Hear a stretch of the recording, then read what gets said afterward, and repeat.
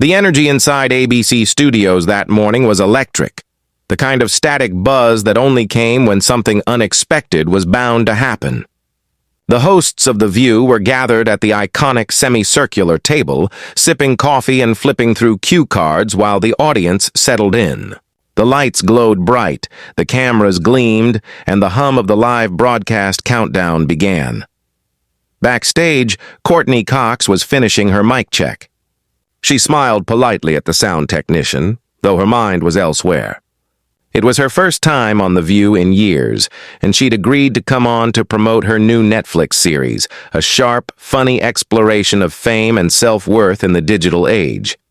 It was a project she deeply cared about, but she also knew what The View was known for: unscripted fire. The producer gave her the cue. "You're on in 30 seconds, Ms. Cox." Courteney took a slow breath, smoothing the front of her cream-colored suit. "Let's do it," she murmured. Whoopi Goldberg opened the show with her usual warmth, announcing the day's topics before teasing their guest.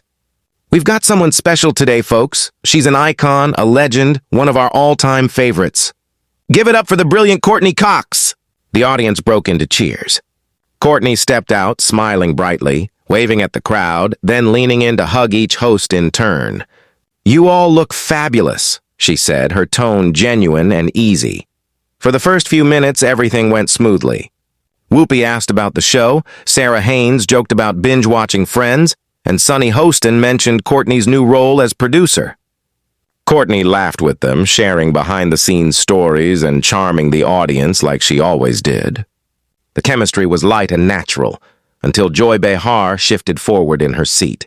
"So, Courteney," Joy began, her voice cutting through the laughter, "I read that interview you did with Vanity Fair last week. You know, the one where you said Hollywood's full of people who pretend to be woke? That caused quite a stir." Courteney nodded slightly, already sensing where this was going. "Yes, I did say that. I think sometimes people in this industry care more about appearing compassionate than actually being compassionate. You know, it's more about the post than the purpose." Joy's brows lifted. "But don't you think that's a little harsh? I mean, using your platform, even if it's performative, can still do good. Some awareness is better than none, right?" The audience gave a polite hum of agreement. Courteney's tone stayed calm, but her words carried an edge of conviction. "Sure, awareness is important. But when awareness becomes a trend, something to be worn for clout, then it loses meaning. It becomes hollow." Whoopi chuckled softly. "Well, she's not wrong." Joy wasn't smiling. "But you're part of that world too, Courteney. You've done charity campaigns, commercials. Are you saying you were fake too?" The room tensed. Sarah and Sunny exchanged quick glances. Courteney's eyes flickered toward Joy, steady but cool. "No, Joy, I'm saying I've learned from it.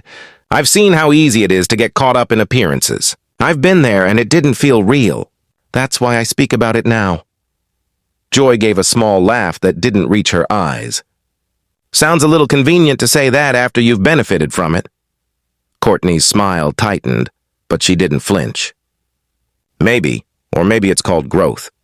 You should try it sometime." The audience gasped audibly, hands flying to mouths while Whoopi muttered, "Oh, Lord." Joy blinked, caught off guard but unwilling to retreat. "Growth, huh? I've been sitting at this table for over 2 decades, having tough conversations. I don't need to be lectured on authenticity by someone promoting a show." The words hung in the air, heavy and pointed. Courteney's jaw set slightly. "I'm not lecturing anyone. You asked a question. I answered it honestly. That's the problem. People say they want honesty until it doesn't flatter them." The audience murmured again. Some clapped. Others just stared. The tension was thick enough to feel through the screen. Whoopi tried to smooth things over. All right, ladies, we're getting too real this morning." But Courteney wasn't done. "Look, I didn't come here to fight. I came here to talk about truth in an industry that's forgotten how to have it. But if being honest makes people uncomfortable, that's not on me." Joy crossed her arms, leaning back in her chair. "So you're saying we're fake?" "I'm saying some people mistake noise for truth," Courteney replied evenly. "They think talking about something is the same as doing something. It's not." The next morning, The View's now infamous episode dominated every major entertainment headline. "Courteney Cox walks out of The View after on-air clash with Joy Behar," screamed Variety.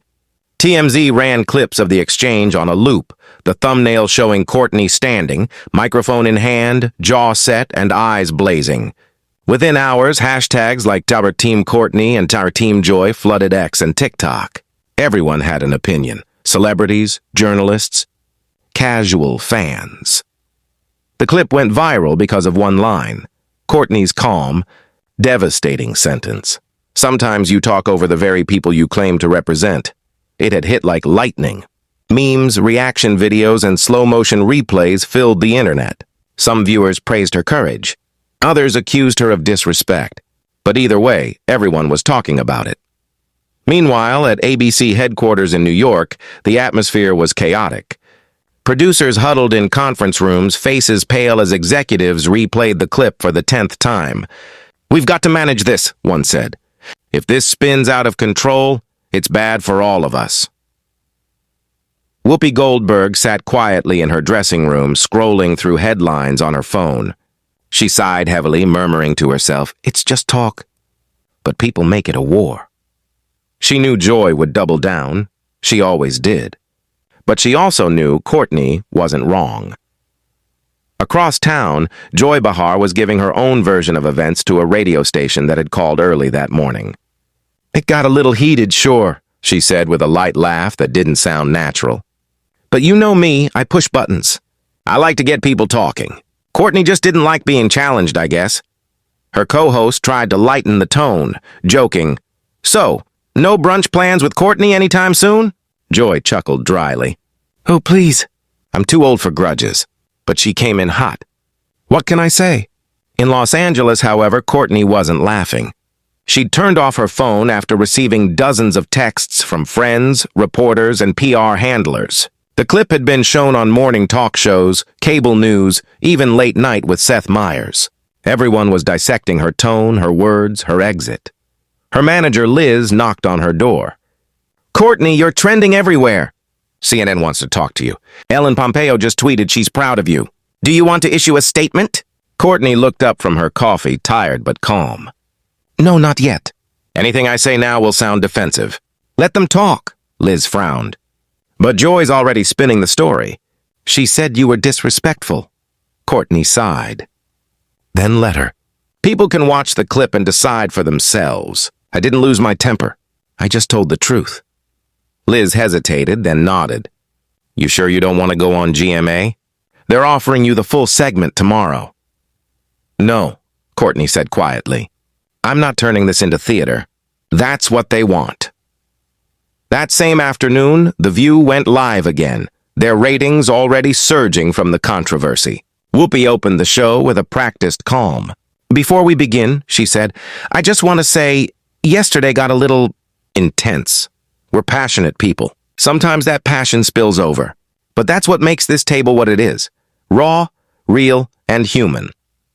Sarah Haynes nodded nervously, adding, "We love having guests who aren't afraid to speak their mind. We respect Courteney and wish her all the best." The camera cut briefly to Joy. She forced a small, polite smile. "Look, I've been doing this a long time. Things get heated, and that's okay. It means people care." It was diplomatic, but the tightness in her voice betrayed her irritation. The audience clapped, but it was a different kind of applause, measured, unsure. There was tension in the air.